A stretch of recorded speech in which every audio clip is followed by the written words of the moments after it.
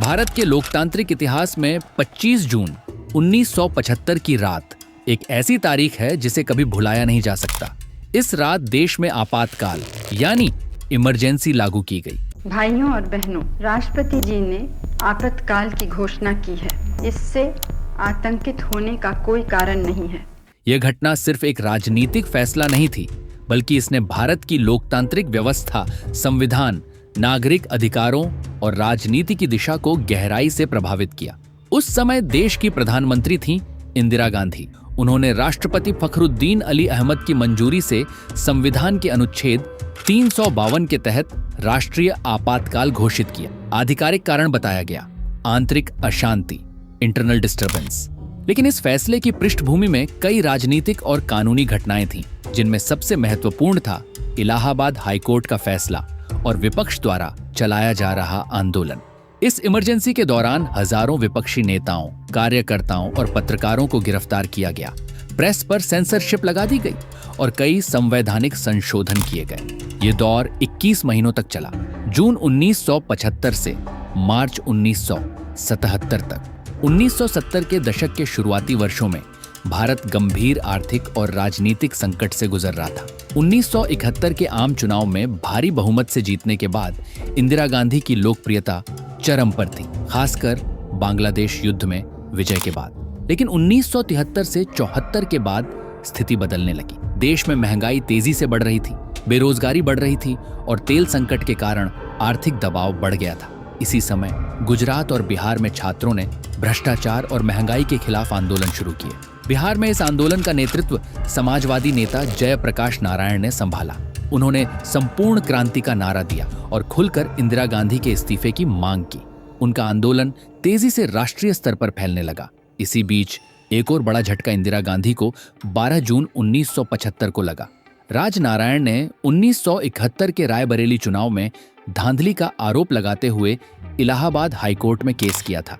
Allahabad high court के जज जगमोहन लाल सिन्हा ने फैसला सुनाते हुए इंदिरा गांधी के चुनाव को अवैध घोषित कर दिया। अदालत ने उन्हें 6 साल तक चुनाव लड़ने से अयोग्य ठहरा दिया। यह फैसला राजनीतिक रूप से बहुत बड़ा था। विपक्ष ने मांग की कि इंदिरा गांधी तुरंत प्रधानमंत्री पद से इस्तीफा दें। जयप्रकाश नारायण ने 25 जून 1975 को दिल्ली के रामलीला मैदान में एक विशाल रैली की और पुलिस व सेना से अन्यायपूर्ण आदेशों का पालन न करने की अपील की। सरकार ने इसे व्यवस्था के लिए गंभीर खतरा माना।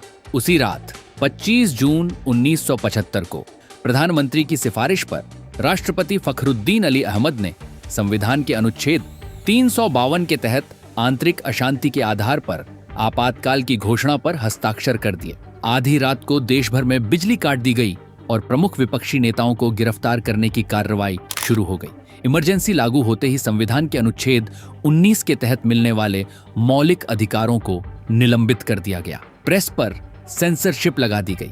अखबारों को खबर छापने से पहले सरकारी अनुमति लेनी पड़ती थी। सरकार का तर्क था कि देश में स्थिरता और विकास के लिए कठोर कदम जरूरी है। इस तरह भारत में आपातकाल की शुरुआत हुई। एक ऐसा दौर जिसमें लोकतंत्र की कार्यप्रणाली लगभग ठहर गई और सत्ता पूरी तरह केंद्र सरकार के हाथों में सिमट गई। 1976 तक आते आते इमरजेंसी पूरी तरह स्थापित हो चुकी थी। विपक्षी नेतृत्व जेल में था, प्रेस नियंत्रित था और प्रशासनिक तंत्र कड़े अनुशासन में काम कर रहा था। सरकार का दावा था कि देश में ट्रेनें समय पर चल रही हैं, हड़तालें कम हो गई हैं और उत्पादन बढ़ा है। लेकिन दूसरी ओर नागरिक स्वतंत्रताएं लगभग समाप्त हो चुकी थीं। मीसा और अन्य कठोर कानूनों के तहत लोगों को बिना मुकदमे के लंबे समय तक बंद रखा गया।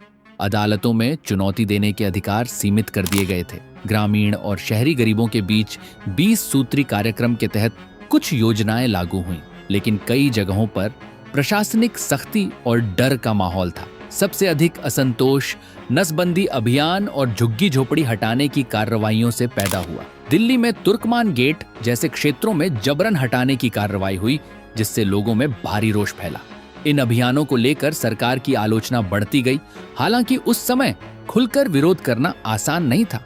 इसी दौरान अंतर्राष्ट्रीय स्तर पर भी भारत की स्थिति पर नजर रखी जा रही थी। पश्चिमी देशों के कई अखबारों और मानवाधिकार संगठनों ने भारत में लोकतांत्रिक अधिकारों के निलंबन पर चिंता जताई। फिर भी भारत में सरकार ने आधिकारिक रूप से यह कहा कि कि यह कदम देश की एकता और स्थिरता के लिए आवश्यक था। जनवरी 1977 में एक अप्रत्याशित फैसला लिया गया। इंदिरा गांधी ने लोकसभा भंग करने और मार्च 1977 में आम चुनाव कराने की घोषणा कर दी।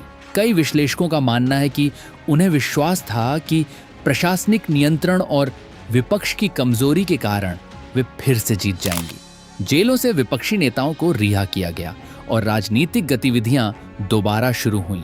विपक्षी दलों ने मिलकर जनता पार्टी का गठन किया। इस गठबंधन में भारतीय लोक दल, कांग्रेस, ओओ, भारतीय जनसंघ और समाजवादी धारा के दल शामिल हुए। चुनाव प्रचार के दौरान इमरजेंसी, गिरफ्तारियां, सेंसरशिप और नसबंदी बड़ा मुद्दा बने।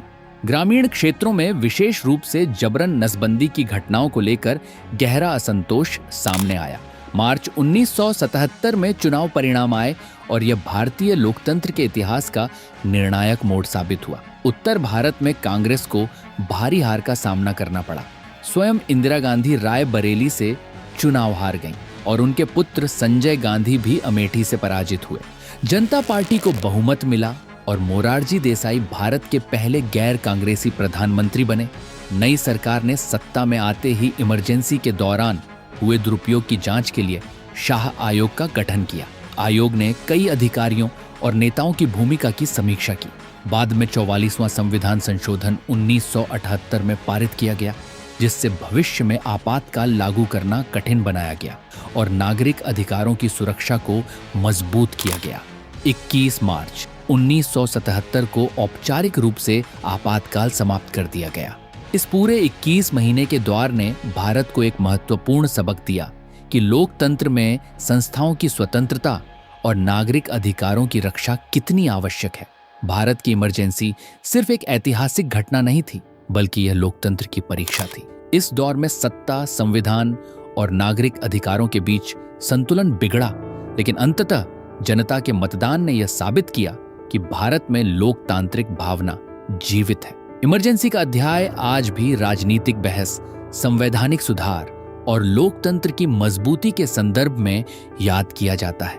यह इतिहास का वह दौर है जो हमें सतर्क रहने और लोकतांत्रिक मूल्यों की रक्षा करने की प्रेरणा देता है। अगर यह वीडियो आपको कुछ सिखा गया हो तो एक लाइक बनता है। आपका एक लाइक हमें और ऐसी वीडियो बनाने की ताकत देता है। चैनल को सब्सक्राइब जरूर करें और कमेंट में अपना सपोर्ट दिखाएं। दोस्तों, आपकी स्क्रीन पर 2 और वीडियो दिखाई दे रहे हैं। उन्हें देखने के लिए वीडियो पर क्लिक करें।